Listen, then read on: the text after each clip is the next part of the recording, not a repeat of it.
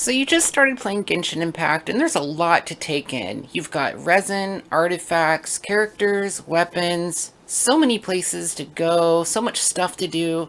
And today I'm going to be going over a few tips and tricks to help you get started, and hopefully give you a better understanding of some of the systems in this game. One of the systems, of course, being the gacha system, which I will explain first.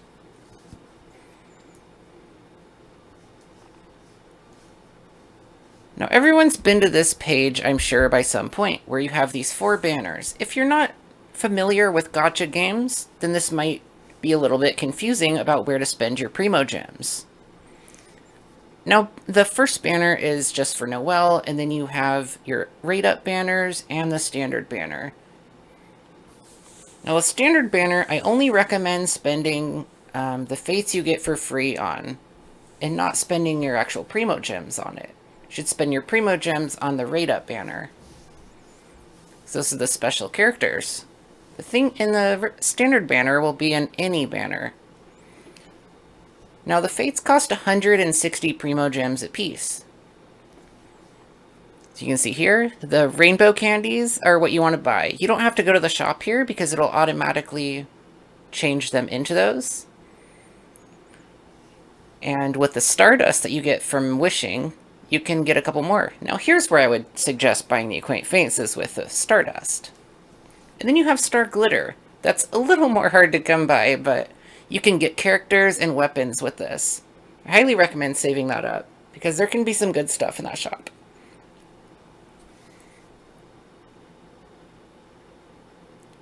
Alright, so here's where you spend your intertwined fate, and you have a chance at one of the rate-up characters on the banner. Of course. And these swap out every, 3 weeks. Now, the Noelle banner is basically just 20 wishes if you really want to get Noelle. And then the standard banner, of course, is most of the stuff that's in the game, other than the rate-up items and characters. And here's the weapon banner.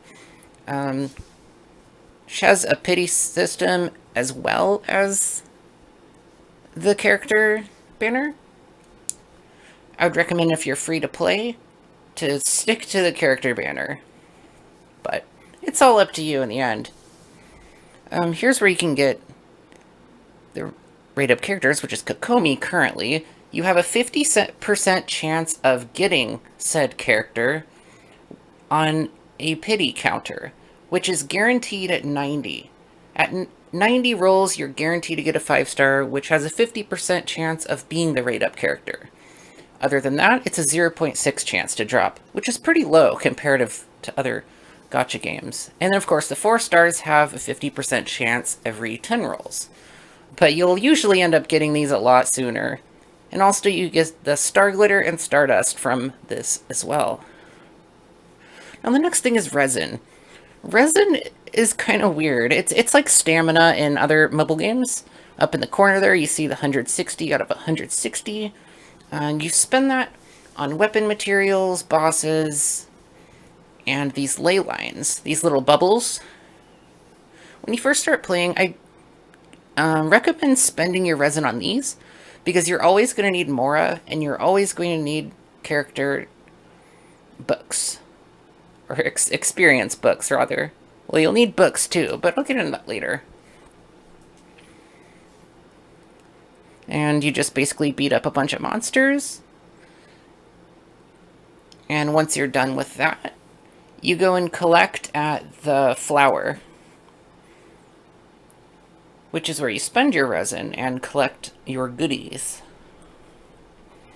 Now, there's a lot of ways that you can spend your resin, but it regenerates 1 resin every 8 minutes. So really be mindful about what you're spending them on, because it regenerates so slow. It's here, 20 resin, and you get a good chunk of Mora. You can also go do these bosses that you need for characters to level them up. Go and fight a boss. They're usually pretty easy, but some of them can be a bit hard if you are very new.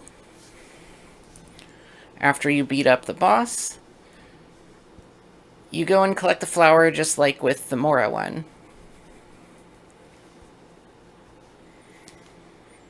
So you can see here, this purple item, this Everflame seed, is what I need for Xiangling here. Every character will have a different material, so really be mindful about what characters you're leveling up, so you know what to go after. And you can also look at in the book to see where those are, but I'll go over that later. Now you can spend your fragile resin or Primogems on resin, but I don't recommend spending your Primogems unless you plan on spending a bit of money on this game. And the fragile resins, I would save for later. Now, as for the characters, you spend these EXP tickets to level them up. It's not like typical games where you just level up through battle. You actually get these tickets from those ley lines that I was just talking about, or from chests, or from events, etc., etc. And you level up your characters, and you're very limited on these, so I highly recommend choosing carefully what characters you want. Now, you also get Acquaint Fates for leveling up your characters at level 20, 50, and 70, respectively. And as I said before, I would invest most of your resources into your main damage dealers at first, and then going on to your supports. Like, I'm trying to level up Xiangling right now. And the same goes for weaponry. You spend these Mystic Enhancement Ores, which you get from, again, from chests, commissions, events, and making them at the blacksmith. And there will also be items to level up your weapon that you need to get from resin, and it'll say what day of the week they drop and where the domains are in the description. And there's also enemy materials that you need.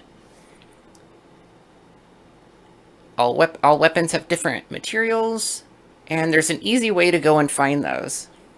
You go up to this little book icon, and you scroll down the enemies, and it'll show all the enemies in the game.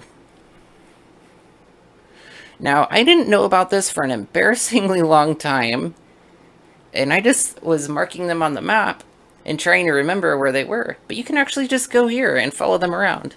While it won't show every single location of the enemy, it'll show you where some of them are, and you can follow them, and then go kill them and get their goodies. So as you can see, it'll mark a little icon on the map. You teleport over there, and then you go and fight the monster.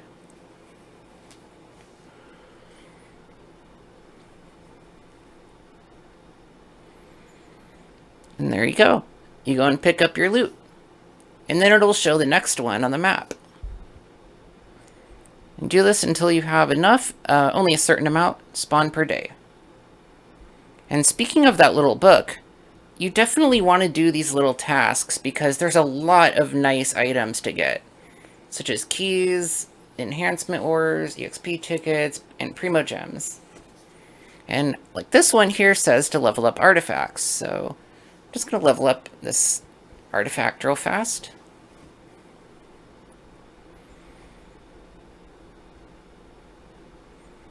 There we go. Now I'm going to go back to the book and claim my reward, which is a chunk of Mora. And also some Primogems.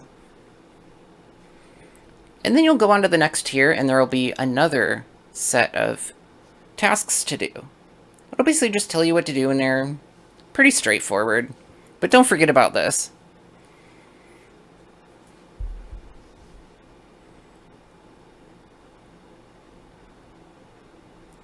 Now the next thing is artifacts. Artifacts are extremely important in this game, as they're where most of your power comes from. Even more so than your weapon. So you're going to want to focus on these. Now the flower and the feather are always going to be HP and attack. And you just put your artifacts in here to level them up. Use other artifacts to level up your artifacts. And I only recommend leveling up blue or higher rarity, because the green is just going to get replaced so fast. Except for, of course, like when you just start and you've been playing for like 10 minutes, you'll probably throw a green artifact on. I would recommend only purple or higher, but it might be a long time before you see enough purple to do so.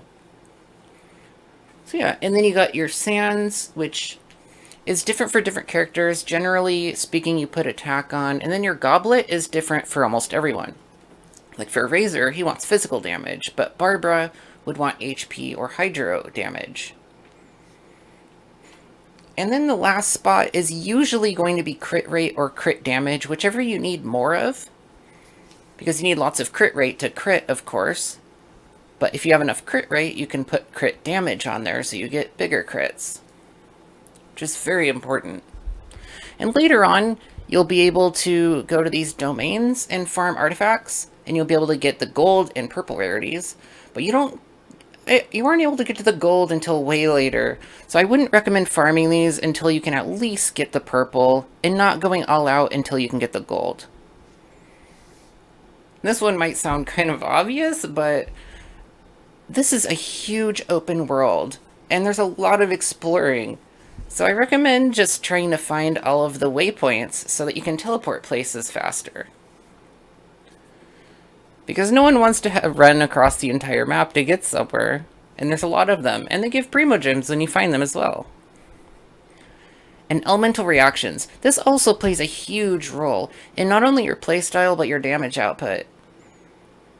And there's different elemental reactions for every situation. Some work better than others for certain enemies.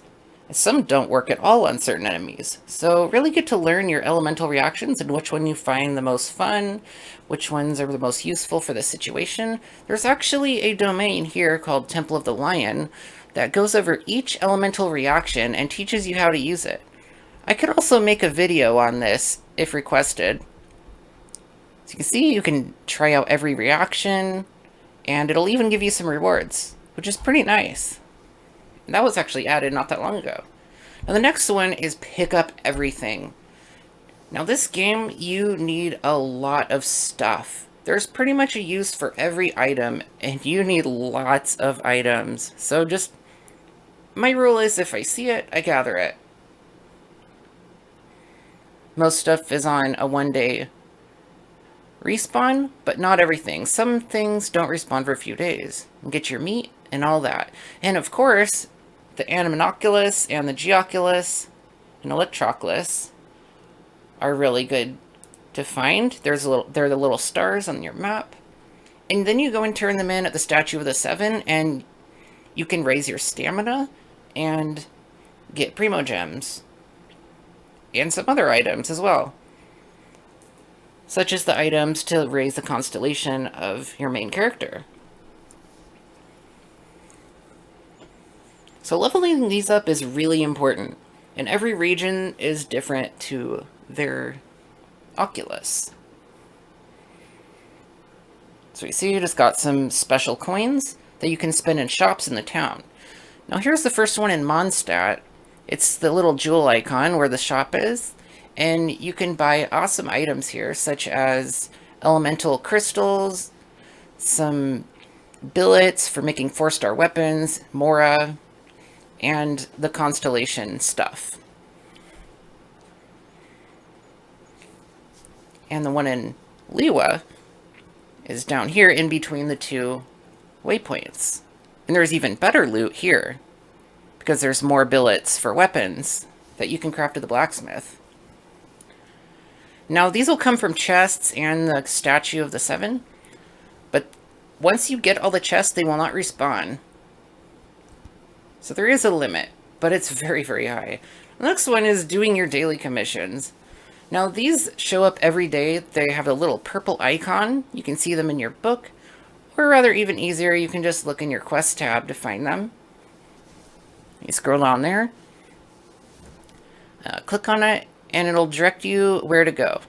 Usually these just consist of beating up some monsters, and then once you're done, you get 10 Primogems and some Mystic Enhancement ores, and Mora. Pretty straightforward. Sometimes you'll have to do a little errand for an NPC. And then once you're done with all 4 of them, you go to Catherine and get your reward for doing them. Just 20 Primogems, Mora, and an elemental crystal. Now, there's a lot of daily stuff to do, such as spending your resin, doing commissions, and farming for artifacts and monster goods. Just make sure to take your time and have fun with it, because it can actually take quite a while to level up your characters in your adventure rank. So just enjoy your time, like exploring areas, finding chests, doing the puzzles, doing the quests. This game has a ton of content to offer, and more keeps coming out. So yeah, I hope you found some of this info helpful. If so, leave a like and subscribe. Let me know if you'd like to see an elemental reactions video. And yeah, I hope you have a nice day and a fun time playing the game. Bye.